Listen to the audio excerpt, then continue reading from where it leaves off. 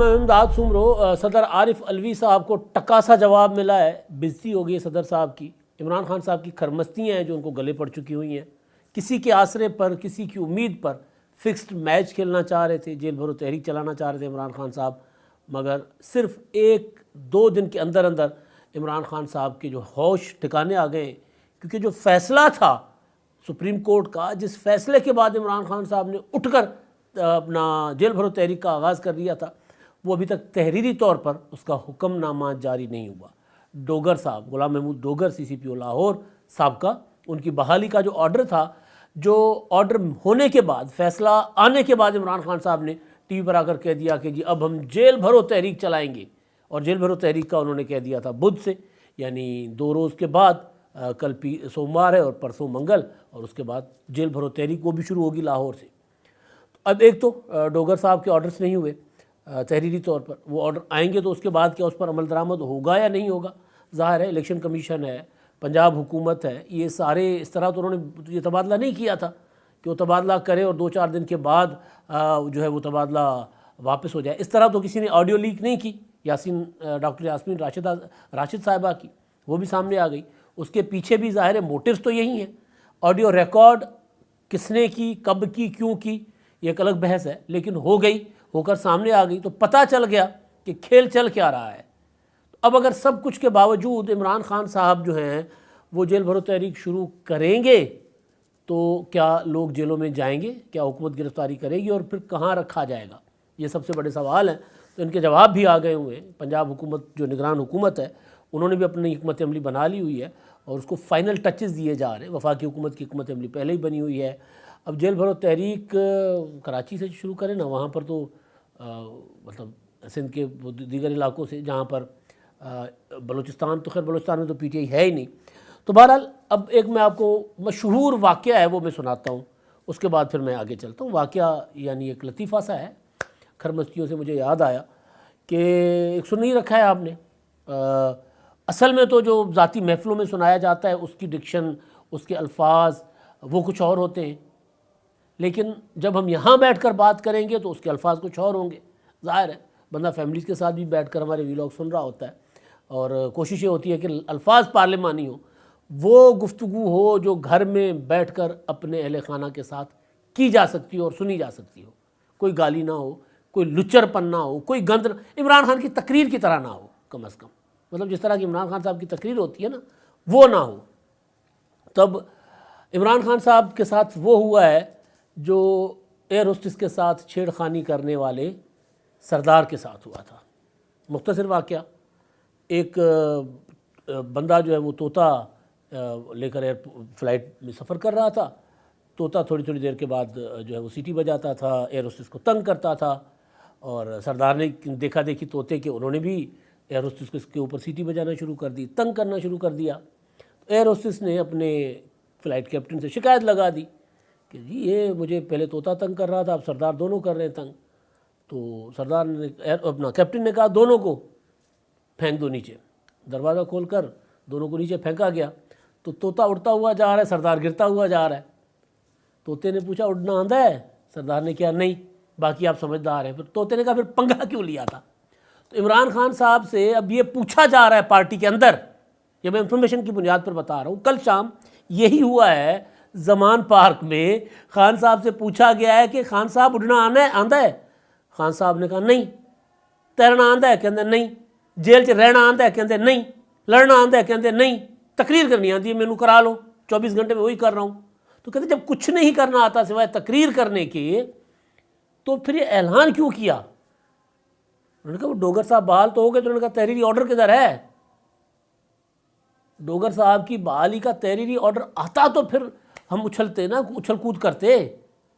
तहरीरी order आने के बाद उसके ऊपर अपील जाए, आने के बाद दोबारा ट्रांसफ़र होगा उनका, क्योंकि अगले ऑडियो लेकर आ गए। अब यास्मीन राशिद साहिबा की ये वजाहत तो कोई नहीं इलेक्शन कमीशन मानेगा ना, कोई इदारा, कोई आइनी इदारा ये वजाहत तो नहीं मानेगा कि जी वो, क्योंकि JIT इमरान खान साहब की, JIT के सरबराह थे अपना गुलाम मोहम्मद डोगर साहब, तो लिहाजा इस वजह से उनको उनका तबादला जो है वो PTI को टेंशन है कि वो दोबारा वापस आ रहे हैं कि नहीं आ रहे।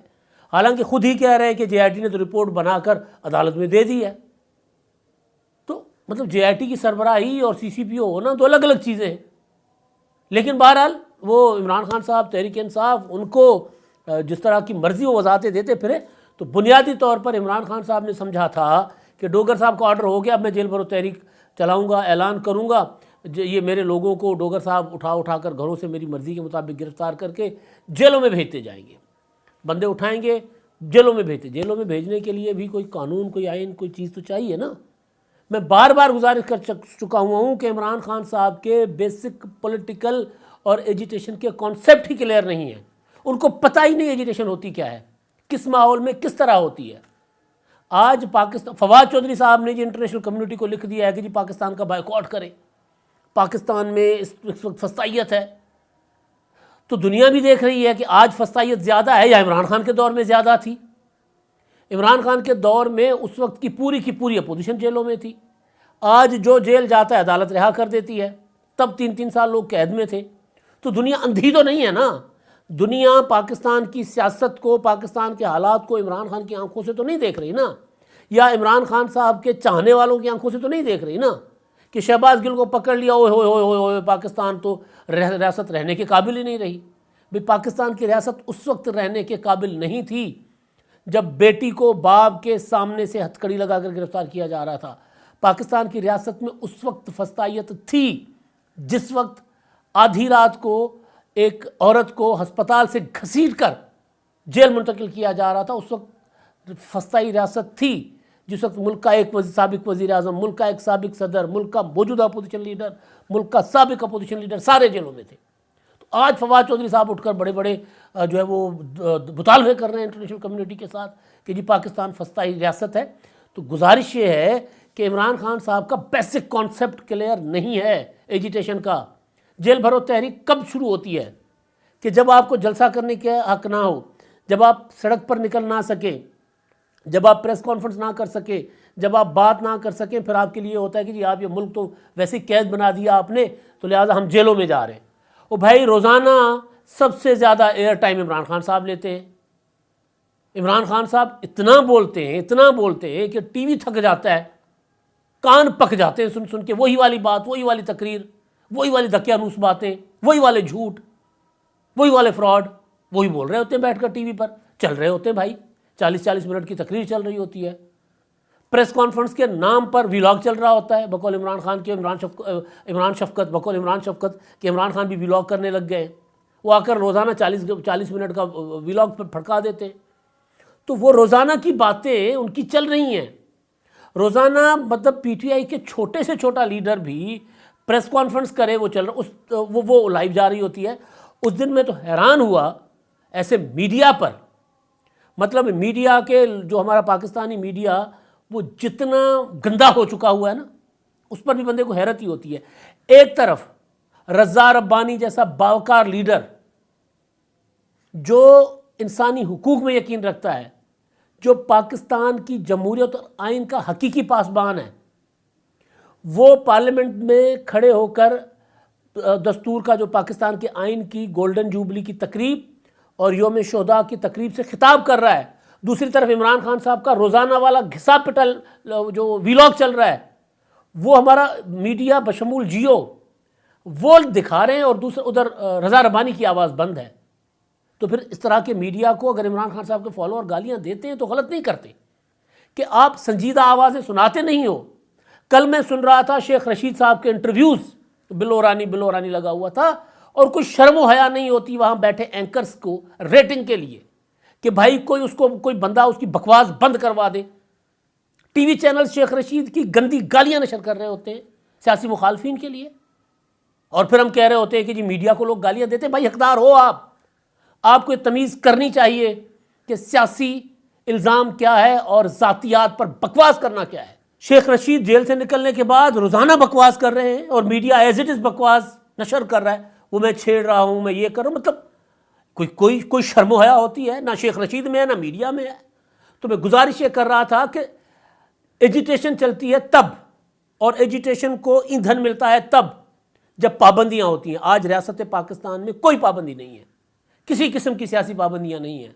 इमरान खान साहब ने पार्लियामेंट से रिज़ाइन किया अपनी मर्ज़ी से, इमरान खान साहब ने सूबाई असेंबलियाँ तोड़ी अपनी मर्जी से, और आज वो पाकिस्तान की रियासत के मतलब फुफा बनकर हमारे सरों पर सवारी कर रहे हैं कि जी मुझे इलेक्शन चाहिए वरना मैं जेल भर दूंगा। तो जेल भरने का जो अब मैं वापस आता हूं कि एजिटेशन होती क्या है, हमने चलाई हुई है भाई, घरों से गिरफ्तारियां हुई हैं, हमारी नस्लों ने जमहूरियतों के लिए जदोजहद की है, तभी जाकर इमरान खान साहब रोज़ाना टीवी पर नशर होते हैं। अगर वो जदोजहदें ना होती, अगर हमारे लोग जेलें ना काटते, तो इमरान खान साहब को तो पहले दिन का टेटवा बंद कर दिया जाता दबाकर। बड़े आए थे इससे तुरम खान, पड़े हुए कब्रें भरी पड़ी हुई हैं, लेकिन जिनकी कुर्बानियां हैं, जिनके मुकबरे जमहूरियत की खातिर आज भी महक रहे हैं, उनकी वजह से आज इमरान खान साहब को इतनी जुर्रत है कि वो बैठकर बात कर रहे हैं। उनकी वजह से शेख रशीद साहब को इतनी गंदी ज़बान मिली है कि वो गंदी गालियां दे रहे हैं। यानी वो तो गालियों के लिए नहीं मिली थी, लेकिन फिर इज़हार राय की आज़ादी है जी, ये भी। तो गुजारिश ये थी कि एजिटेशन होती है आमरीतों में, जब आप जलसा ना कर सकें, जुलूस ना निकाल सकें, मुजाहरा ना कर सकें, आप बात ना कर सकें, प्रेस कॉन्फ्रेंस ना कर सकें, छोटा पंफलेट किसी से मिलता था ना, 10 साल की कैद हो जाती थी। समरी मिलिट्री ट्रायल कोर्ट्स होती थी, 1 मिनट से पहले जज सुनते ही नहीं थे। जो जर्नल कह रहा हूँ, मेजर बैठे होते थे अदालतों में, सुनते ही नहीं थे। वो आते थे, हाँ जी ये कौन है जी, ये है, क्या हुआ जी, इसे बरामद हुआ है, 5 साल के लिए अंदर 10 कोड़े लगा दो, ये हुआ करता था। उस दौर में लोगों ने फिर जेलें भरी थी। आज आप जहां मर्जी जलसा कर लेते हैं, आज आप जहां मर्जी चले जाते हैं। तो सवाल यह है कि जब कोई पाबंदी नहीं है तो पुलिस गिरफ्तारियां क्यों करेगी? बेसिक सवाल ये, जो कॉन्सेप्ट इमरान खान साहब का क्लियर ही नहीं है कि भाई जब किसी किस्म की कोई पाबंदी रियासत ने लगाई नहीं हुई, कोई कानून ऐसा बना नहीं हुआ कि आप जलसा जुलूस नहीं कर सकते। होता ये था कि जी जुलूस निकालने पर पाबंदी है, वो कहते थे कि जी हम आ रहे हैं, हम जेलें भर देंगे, आप गिरफ्तार कर लें, हम वॉलंटियर गिरफ्तारियां देते। 4 बंदों के इकट्ठे होने पर अब इशू ये है कि बुध से इमरान खान साहब गिरफ्तारियां देंगे, उनके लोग, शेड्यूल भी बन गया हुआ है, उस शहरों में इकट्ठे होंगे। पंजाब हुकूमत ने फैसला कर लिया कि हम गिरफ्तारी नहीं करेंगे। हम किस जुर्म में गिरफ्तार करें जी? क्योंकि इमरान खान कह रहा है कि जी मेरे लोग गिरफ्तारियां देने आ रहे हैं तो गिरफ्तार कर दो। तो हम किस जुर्म के तहत गिरफ्तार करेंगे? गिरफ्तारी तो होगी नहीं। तो गिरफ्तारी नहीं होगी तो क्या होगा? 2-4-5 दिनों में ठुस हो जाएगा मामला। फिर इमरान खान साहब क्या करेंगे? दूसरी चीज़ कि गिरफ्तार अगर कोई कानून तोड़ेगा, फ़र्ज़ कर लो कि थाने में आकर उधम मचाते हैं, उसमें भी आम कारकुनों को 2-4 को पकड़ लेंगे और फिर लीडरशिप जो होगी मेन, जो ऑर्गेनाइज करती है, उनको पकड़ा जाएगा। उनको पकड़कर, जो पंजाब हुकूमत की स्ट्रेटेजी है, उनको पकड़कर लाहौर में नहीं रखा जाएगा, कैंप जेल या कोट लखपत जेल या साहिवाल जेल यहाँ करीब नहीं रखा जाएगा। फिर यहाँ वाले लोगों को फेंका जाएगा वो सिंध और बलूचिस्तान के बॉर्डर के पास जो जेलें हैं, मुश्किल तरीन जेलें, मियाँ वाली की जेल, डेरा गाजी खान की जेल, इन जेलों में उनको फेंका जाएगा। तो वहाँ उनको रखा जाएगा। तो अगर 2-4-5-10 पीटीआई के लोग अगर उधर फेंक दिए गए तो फिर रिश्तेदार मुलाकात करने तो फिर रोज़ाना नहीं जा सकते ना वहाँ पे। तो फिर आगे कैसे जाएगा मामला? ये हुकूमत की स्ट्रेटेजी है। मैं ये ख़बर के तौर पर आपको ये बात बता रहा हूँ। लेकिन इमरान खान साहब का ने जो खरमस्ती की थी, जो पंगा लिया था, वो तो डोगर साहब के सर पे लिया था। तो डोगर साहब का तो अभी पता ही नहीं है, वो तो अभी ऑर्डर ही रास्ते में, मतलब निकला ही नहीं ऑर्डर। डोगर साहब कह रहे थे कि जी हमारे लोग वहाँ बैठे हुए हैं, वो ऑर्डर लेकर आ जाएंगे। तो नहीं हुआ ऐसा, क्योंकि ऑडियो आ गई भाई, जज साहब की, चौधरी परवेज़ राय साहब के साथ ऑडियो आ गई। अदालत के अंदर बड़ा मसला खड़ा हुआ है कि ये क्या चल रहा है हमारे। तो वो इमरान खान साहब को तो वो मामला गले पड़ गया। अब इमरान खान साहब को तो गले पड़ गया, सदर साहब को इमरान खान साहब की मोहब्बत गले पड़ रही है। और तो और सदर साहब पंचिंग बैग बन गए। शेख रशीद साहब ने भी इतनी बड़ी ज़बान निकाल कर सदर आरिफ अलवी से इस्तीफ़े का मुतालबा कर दिया है कि इलेक्शन की तारीख दो वरना अपना इस्तीफ़ा दो। इलेक्शन कमीशन को सदर साहब ने ख़त लिख दिया था, ख़त में कहा था कि ये आपकी बेहसी है और ये आप इंतखाबात की तारीख नहीं दे रहे, तो आए मेरे साथ बैठे और तारीख तय करें। इलेक्शन कमीशन ने पहले कहा कि ठीक है जी हम आते हैं। फिर इलेक्शन कमीशन का जो लॉ डिपार्टमेंट था, उन्होंने मुशावरत हुई, उन्होंने कहा कि जी मामला तो सब जुडिस है, मामला तो लाहौर हाई कोर्ट में चल रहा है, गवर्नर अपील में गए हुए हैं, इलेक्शन कमीशन खुद अपील में गया हुआ है, तो अब कैसे हम सदर साहब के साथ मुशावरत कर सकते हैं। तो लिहाजा सेक्रेटरी इलेक्शन कमीशन ने फिर सदर को आज ख़त लिखा है और उसमें उन्होंने कहा है कि जनाब आपका ऑफिस, आपका एहतराम अपनी जगह मौजूद, आप मुल्क के सबसे बड़े आइनी इदारा हैं, बड़े सरबराह हैं मुल्क के, लेकिन हकीकत ये है कि मामला सब जुडिस है, तो लिहाजा हम आपके साथ मुशावरत नहीं कर सकते। तो लिहाजा जो कल यानी सोमवार को मीटिंग शेड्यूल थी उस मीटिंग में हम नहीं आ सकेंगे। अब ये सदर मुमलिकत की इससे बड़ी कोई बेइज्जती नहीं हो सकती।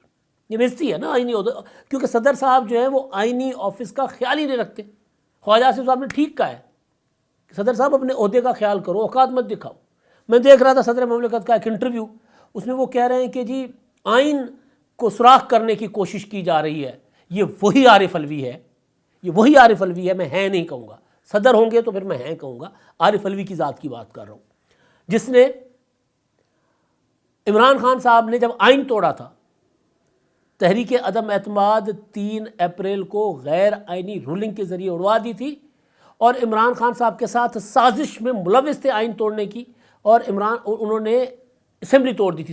इमरान खान ने एडवाइस कर दी थी और आरिफ अलवी ने आइन तोड़ते हुए असेंबली तोड़ी थी। आज आइन के मरोड़ उठ रहे हैं पेट में।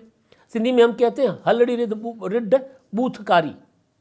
ओ भाई, आरिफ अलवी जो खुद आइन शिकन हैं आइन शिकन, वो आज उनको पेट में मरोड़ उठे हुए हैं कि जी आइन के अंदर सुराख किया जा रहा है। मेरा उसूली मौक़िफ़ वही है, इंतखाबात 90 दिन के अंदर होने चाहिए, मगर ये नहीं हो सकता कि आरिफ अलवी जैसे बंदे, इमरान खान साहब जैसे बंदे हमें बैठकर आइन के ऊपर लेक्चर दें। नहीं, आइन का हमें पता है, आइन की पासदारी हम लोगों ने की हुई है और आइन की पासदारी के लिए हमारी नस्लों ने कुर्बानियाँ दी हैं। लिहाजा ये लोग हमें बैठकर ये नहीं बता सकते कि आइन की, ये वो लोग हैं जो आज कह रहे हैं कि फ़ौज आए और हमें रेस्क्यू करे। आज भी वो इलेक्शन नहीं मांग रहे, आज भी वो फ़ौज के ज़रिए इक़्तिदार मांग रहे हैं। तो आरिफ अलवी साहब के साथ शेख रशीद साहब ने जो किया बिल्कुल ठीक किया, सुथरा किया। इलेक्शन कमीशन जो कर रहा है, इलेक्शन कमीशन भी एक आईनी इदारा है, तो उन्होंने बता दिया सदर साहब को कि आपको कम से कम पता होना चाहिए कि मामला सब जुडिस है। अब तक के लिए इतना ही। अल्लाह हाफ़िज़।